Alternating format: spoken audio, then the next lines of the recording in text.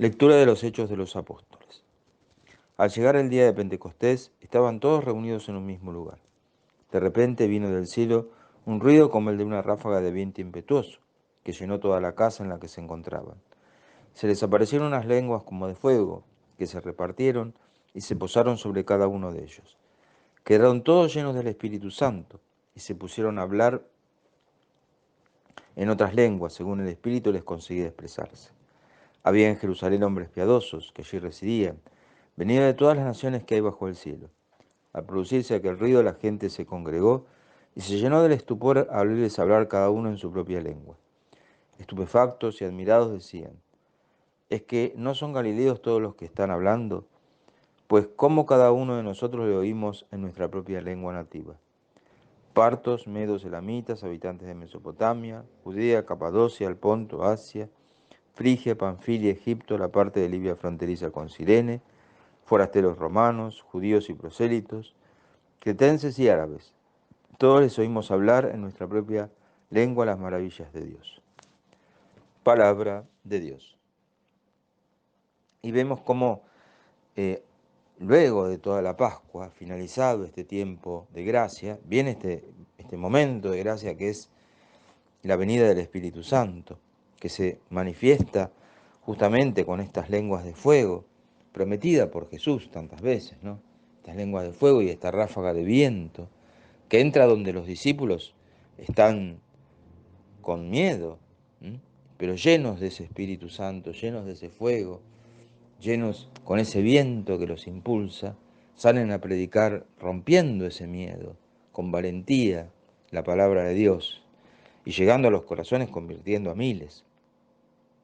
Pero también no solamente se produce esta maravilla de estos hombres temerosos y incultos, ¿no?, que de golpe pueden salir a predicar la palabra de Dios, sino que si leyéramos el Evangelio, opté por tomar el libro, los Hechos de los Apóstoles, pero si leyéramos el Evangelio, el Señor sopla sobre los discípulos, sobre los 11 que estaban, no sobre todo el mundo, y les da el poder de perdonar los pecados. Es decir, le da el poder de cerrar ese infinito distancia entre el hombre y Dios, donde el hombre le ha dado la espalda a Dios, y que solo Dios puede sanar, como bien lo criticaban a Jesús cuando le dijo al paralítico: te perdono tus pecados. Los fariseos pensaban, solo Dios puede sanar, y sí, perdonar los pecados, ¿no? Y sanando al paralítico se dan cuenta que lo puede hacer. Y acá también es otra maravilla que se produce en el lugar de la misericordia, que es el sacramento de la reconciliación. Pero no solamente se producen estas cosas, ya de por sí maravillosas, sino que nos da los dones, el don de la sabiduría, ver desde la perspectiva de Dios, ver desde donde ve Dios, cómo ve Dios, cómo ve que justamente no importa tanto lo material, no importa la vanidad, no importa la apariencia, no importa el placer, sino lo que importa verdaderamente es la presencia de Dios, el amor de Dios, el cielo.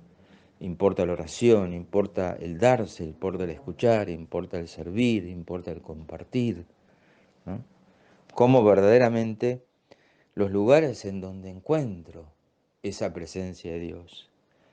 Y nos da el don del entendimiento, que me permite ver la profundidad de la palabra de Dios, encontrar esa profundidad y esas aristas. En Santa Teresa, por ejemplo, se pregunta acerca de la humildad, ¿no?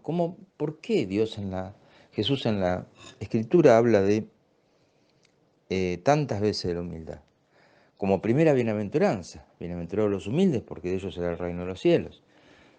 La vez que dice yo soy, no dice yo soy el que doy la vida o yo soy el que sirvo. No, yo soy manso y humilde de corazón, ¿no? El yo soy. Después dirá el mandamiento, ámense los unos a los otros, les mando, pero yo soy, ¿no? Y habla acerca de ese publicano, de ese recaudador de impuestos que golpea su corazón frente al fariseo, soberbio, y lo enaltece, y así muchos humildes, ¿no?, y pobres. ¿Por qué? Porque la humildad es la verdad. Indaga y reconoce y es iluminada Santa Teresa por ese Espíritu Santo.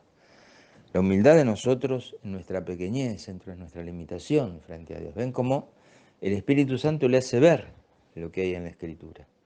Y así también nos hace ver, por ejemplo, lo que hay en ese sagrario, ¿no? Esa maravilla. Estaré con ustedes en nuestro corazón, pero en ese sagrario está esa maravilla de ese hombre Dios que se mete dentro de ese pan, ¿no?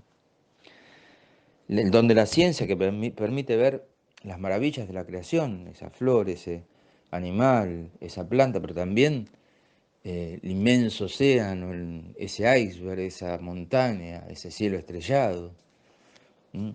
Esas galaxias fotografiadas por las naves, ¿no? Que permiten, bueno, y eso es solamente un chispazo de la belleza de Dios, una chispa, inclusive un crepúsculo que es la difracción, es decir, los ángulos, eh, digamos, difractados de la luz dentro de la atmósfera que provoca el divino artista provoca algo extraordinario para nosotros, ¿no? También el saber usar de las cosas, ¿eh? Para Dios, el consejo que me permite tener el consejo sobre mí y sobre el otro, de ese modo ya más quizá humano en cierto aspecto, ¿no? De seguir el camino del Señor como un camino seguro y es la constancia en seguirlo, la honestidad, la justicia, la prudencia, ¿m? El no caer en la ambición, en el engaño, en caminos tortuosos, ¿no? La piedad. Santa Teresita, cuando rezaba el rosario y al rezar el Padre Nuestro, se detenía porque lloraba, porque decía, ¿cómo puede ser que ese Dios infinito se haga Padre? Nos abrace como la gallina cuida a los pollitos, nos levante, como ella decía, vengan los niños a mí, como una niña es levantada, así nos levanta el Señor. Entonces, ¿cómo puede llamarse Padre? Siendo realmente en esa infinitud. Y esto es un sentimiento que nos debe acompañar y confiar absolutamente en ese Padre y en Jesús. El temor, que no es tener miedo a Dios, ¿no? Sino que temer ofenderlo. San Francisco, que es no San Francisco de Asís ni San Francisco de Sales, San Francisco de los Chiquitos de Fátima, le manda a la Virgen rezar muchos rosarios, porque tiene que enmendar un poco su vida. Y cuando le preguntan por qué lo hace, no, lo hace por los pecadores que habían visto el infierno, ¿no? Y Jacinta decía, oh infierno, ¿no? Pero Francisco dice, no, porque el Señor está muy ofendido, ¿no? Temor de ofender a Dios, ¿no? Y la lástima, el dolor de ofender a Dios. Y la fortaleza, los mártires van cantando a ser comidos por los leones, ¿no? ¿Por qué? Porque desprecian la vida, no, porque quieren una vida superior. Ese amor, ese abrazo infinito del amor de Jesús. Y por eso es que tienen esa fortaleza, ¿no? Y los santos, tantas veces, han sido eh, dejados de lado, incomprendidos, despreciados, porque no se los entiende. Santa Teresa, San Juan de la Cruz, mismo San Francisco de Asís, ¿no? En fin, muchas veces y padeciendo fatigas, trabajos y humillaciones, ¿no?